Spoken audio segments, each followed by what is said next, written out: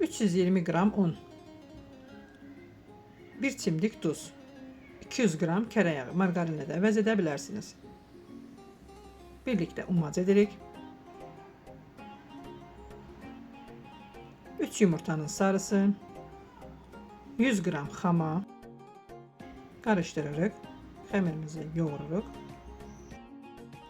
Ərzaqların dəqiq miqdarını videonun alt hissəsində qeyd edəcəm. Yumuşaq, ələ yapışmayan xəmir olur. Balaca kündələrə ayırırıq. Kündələrimizi 2-3 saat soyuducuya qoyuruq. 3 yumurtanın ağı, 200 qram şəkər, 1 çay qaşığı limon suyu, 1 paket vanil. Mikserlə ağarana qədər qarışdırırıq. 2 çay qaşığı nişasta. Qarışdırıb içliyimizi hazırlayırıq.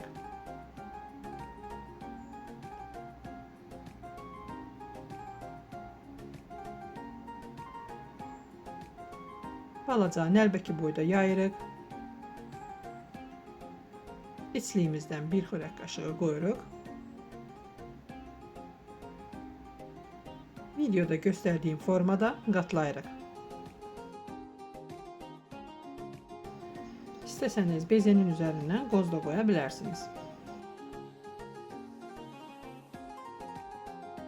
Bütün kündələrimizi eyni qayda ilə edirik.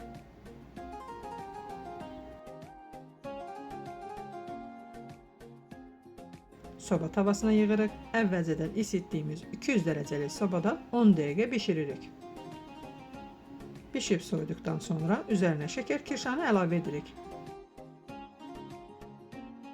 Və möhtəşəm mələk qanadlarımız hazırdır. Dadlı və fərqli şirniyyatlar üçün səhifəni yaddaşa verməyi unutmayın. İzlədiyiniz üçün təşəkkürlər.